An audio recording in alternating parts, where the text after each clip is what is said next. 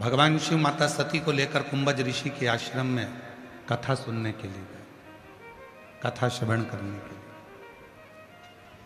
कुंभज बाबा के यहाँ जब कथा सुनने के लिए गए और कुंभज ऋषि के यहाँ जब बैठकर कथा श्रवण कर रहे थे तो माँ सती के मन में ये भाव उत्पन्न हो रहा था कि मेरे पति विवाह करने के बाद उनको तो मुझे कहीं घुमाने ले जाना था, कहीं भ्रमण करने ले जाना था, पर मेरे पति मुझे विवाह करने के बाद केवल कथा सुनाने के लिए लेकर आए।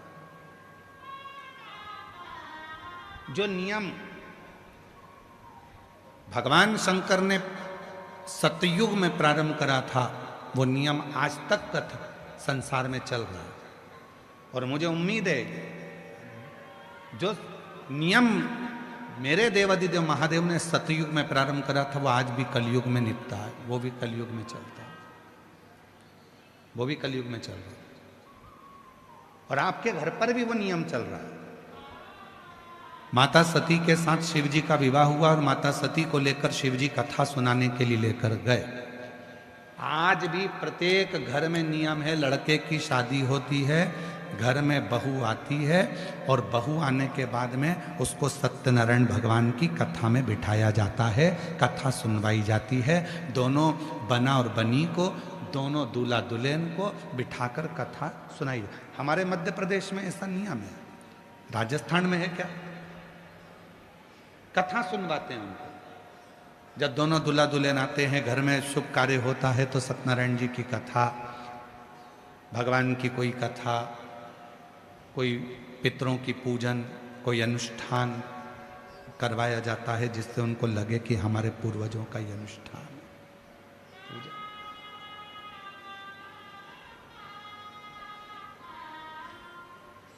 ले गए भगवान शंकर माता सती को कथा सुनने के लिए। कुंभज बाबा के आश्रम में बैठ गए कथा सुनने के लिए और माता सती के दिल में ये बात आ रही है कि मेरे विवाह के बाद तो मुझे ले जाना था कोई घूमने के लिए, मेरे विवाह के बाद तो मुझे लेकर जाना था कहीं हिल स्टेशन पर घुमाने के लिए, पर विवाह के बाद मुझे मेरे पति लेकर आए हैं कुंभज ऋषि की यहाँ कथा सुनने के लिए, कथा श्रवण करने के लिए।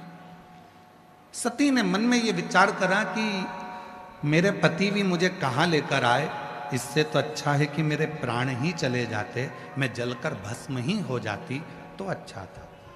शिव महापुराण की कथा कहती है सती माता ने मन में सोचा कि मेरा शरीर चले जाता और शिव जी कथा सुनते सुनते क्या विचार कर रहे हैं कि मुझे राम जी का दर्शन हो जाता। कुंभज ऋषि को हंसी आ गई।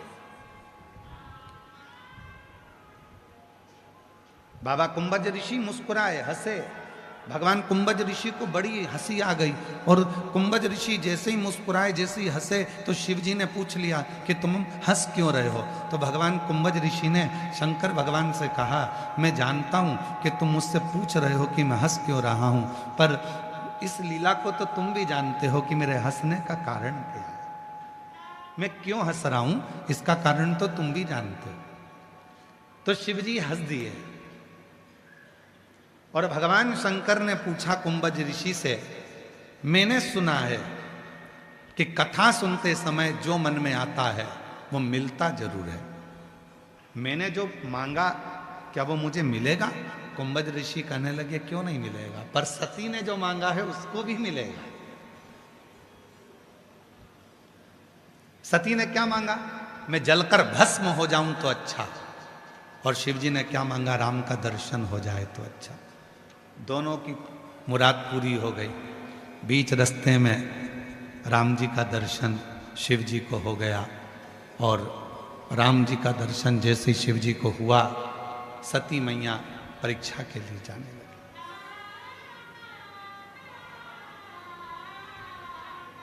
चलो बताओ, परीक्षा लेने के लिए कौन कौन गई थी? सती अकेली गई थी, शिव जी भी गए थे क्या?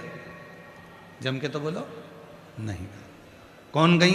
केवल अकेली सती परीक्षा लेने के लिए गई राम जी की। रो रहे थे, नेत्रों से नीर बह रहा था, आंख से आंसू बह रहा था। तो सती ने कहा, तुम इनको प्रणाम कर रहे हो, साधारण मनुष्य? शिव जी कहने लगे, ये साधारण मनुष्य नहीं, ये मेरे राम हैं जो मेरे दिल में बसते हैं। हृदय में बसता। पत्नी के लिए रो रहा है, अपनी पत्नी के लिए रो रहा है। परमात्मा कोई भगवान पत्नी के लिए रोता है? शिव जी ने कहा ये तो सब लीला है। तुम्हारे मन में अगर थोड़ी सी भी खेद है तो परीक्षा लेकर आ जाओ। सती जी परीक्षा लेने चले, शिव जी से कहा अब आओ सही जगह पर कथा के प्रसंग पर। इतनी कथा तो आपने रामचरितमानस में भी सुन रखी है, भागवत में भी सुन रखी है, पूरी पुराणों में सुन रखी है। अब सही प्रसंग पर आए। सती कह रही है कथा सुनने अपन दोनों साथ आए, भ्रमण करने अपन दोनों साथ आए, कथा दोनों ने साथ सुनी, भोजन दोनों साथ करते हैं, घूमने दोनों साथ जाते हैं, तो परीक्षा लेने में अकेली क्यों जाऊं? तुम भी मेरे साथ चलो। मैं अकेली परीक्षा क्यों नहीं? शिव जी कहने लगे देखिए फालतू काम में मैं नहीं जाता। शंकर जी बोले ये परीक्षा लेने के लिए मैं नहीं जाऊंगा। परीक्षा तुझे लेना है तू जा, संशय तेरे मन में है तू जा, मैं नहीं जाऊंगा, ये मेरे काम की चीज नहीं।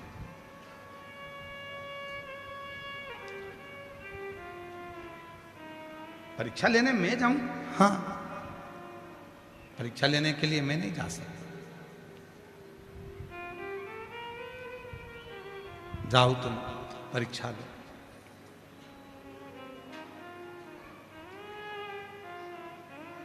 शिव जी से सती माता ने कहा कि ऐसा नहीं हो सकता, मैं तुम्हारे बिना परीक्षा लेने नहीं जाऊंगी। शिव जी कहने लगे मैं परीक्षा लेने नहीं जाऊंगा, साथ भोजन करेंगे चलेगा, पति पत्नी है साथ भोजन करेंगे चलेगा,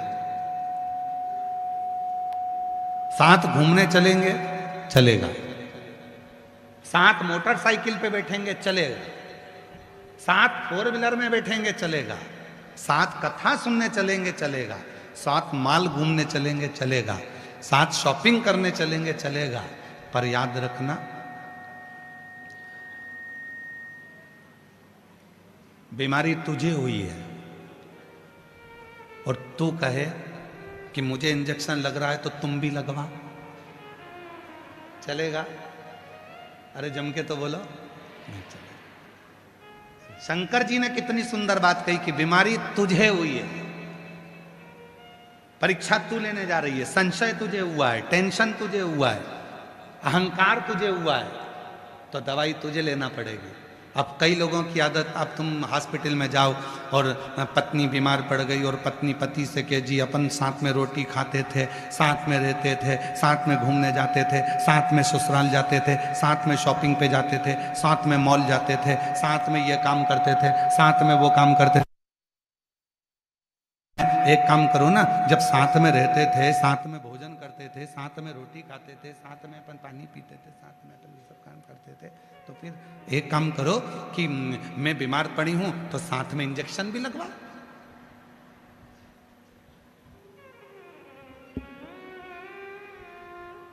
दवाई भी साथ में लो। कितनी माताएं बैठी हैं जिनके पति साथ में इंजेक्शन लगवाते हैं, और कितने पति बैठे हैं जिनकी पत्नी साथ में बैठकर दवाई खाती हो। पति बीमार है तो पति भी दवाई खाएगा और मैं भी खाऊंगी। है कोई? नहीं, कोई नहीं। जिसको दर्द हुआ है दवाई उसे ही खाना है, और जिसके मन में संशय हुआ है परीक्षा लेने उसी को जाना है। मैं नहीं जाऊंगा, मैं नहीं जाऊंगा। जिसको संशय हुआ वो जाए। तकलीफ अपने को हुई है तो दवाई अपने को खाना पड़ेगी। खुजाल अपने हाथ में चली, अपने को खुजाना पड़ेगा। छींक अपने को आई है तो अपने को छींकना पड़ेगा। छींक तुम्हें आ रही और तुम पति से कह रही छींको छींको। अब पति बेचारा 2 घंटे से मुंह खोल के बैठा, छींको। तो पति बोले मुझे छींक आई नहीं रही, तो मुझे तो आ रही है ना, तुम छींको।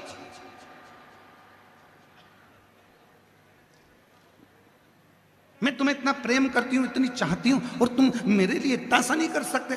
पति के तो आए तो छींको।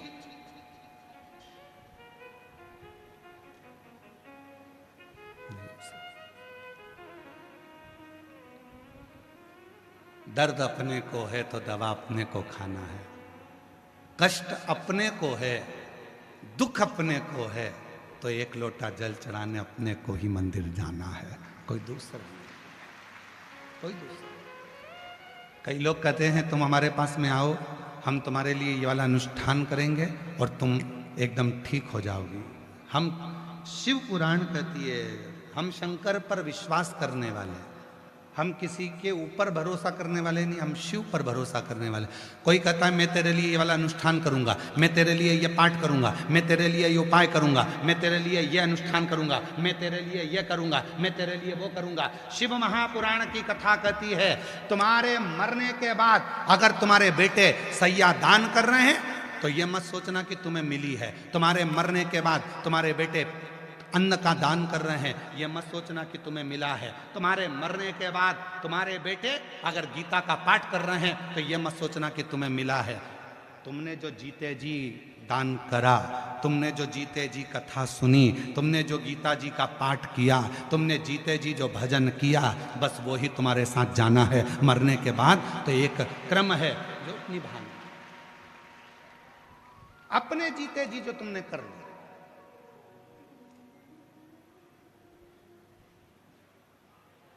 मर गई अम्मा,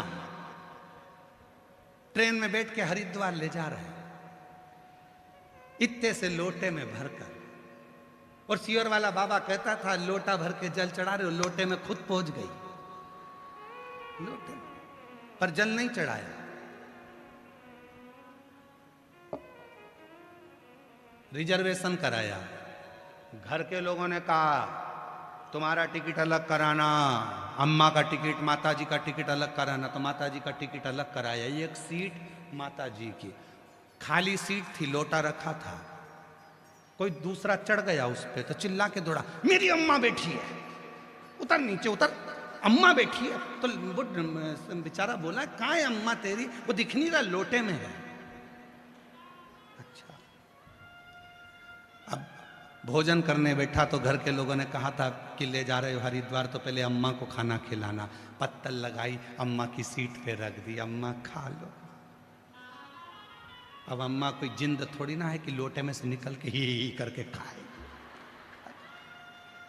खा लो लोटे में। पत्तल, चाय पी रहा था तो पहले अम्मा को पिलाना, चाय रख दी, अम्मा चाय। अब तूने 700 रुपए का टिकट कराया अम्मा का, 50 रुपए की चाय पिलाई, 150 का खाना खिलाया, ऑटो में ले जाके हरिद्वार पहुंचा। हरिद्वार में तूने पूरा काम करा, अम्मा को लोटे में से निकाल कर विसर्जन करा। यदि तूने 1000-1200 रुपए अम्मा के मरने के बाद खर्च करा और फिर गंगा जी में अस्थियां डाली, तो गंगा मैया भी बोली कि जीते जी कभी नहीं आई और मरने के बाद आई तो तेरे को तो नहीं तारूंगी, साइड में नल्ले में निकालूंगी। मेरी जल की धारा चलती है, मैं तुझे एक नल्ले में निकाल दूंगी, उधर साइड में टिका दूंगी तुझको, क्योंकि तू कभी जीते जी नहीं आई। और अगर बच्चे जीते जी जो भगवान शंकर पर विश्वास करते थे और तुमने अपना भरोसा पक्का रखा, तो जो तुमने 2000-1500 खर्च करे, अगर वो जीते जी तुम अपनी माता को हरिद्वार ले जाते, जीते जी स्नान कराते, जीते जी भोजन कराते, जीते जी चाय पिलाते, तो वो माँ जब आशीर्वाद देती तो कहती अब मुझे मरने के बाद जाने की जरूरत नहीं, मेरा बेटा मुझे जीते जी लेकर आ गया।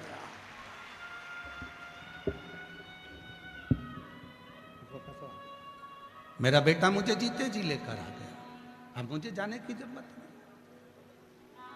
इसको कस,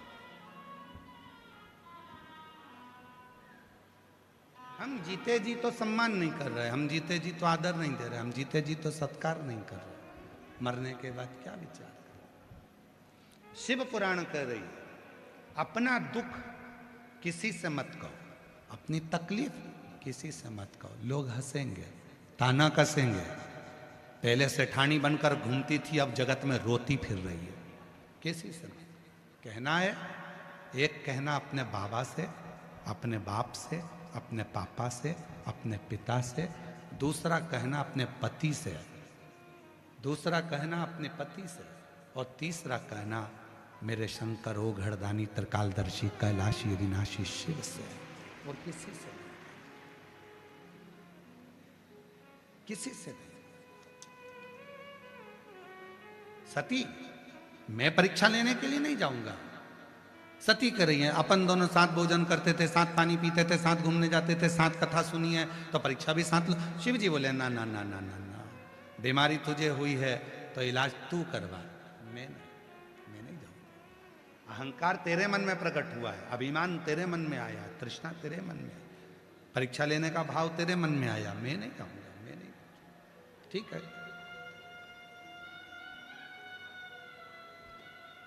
शिव दुनिया की दृष्टि में लोगों को लगता है शंकर जी एकदम एक लोटा जल सारी समस्या का, शिव इतने सरल।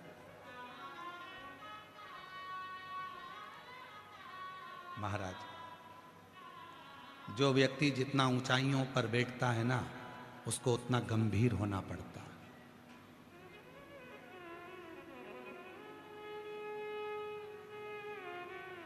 उसको उतना गंभीर होना पड़ेगा।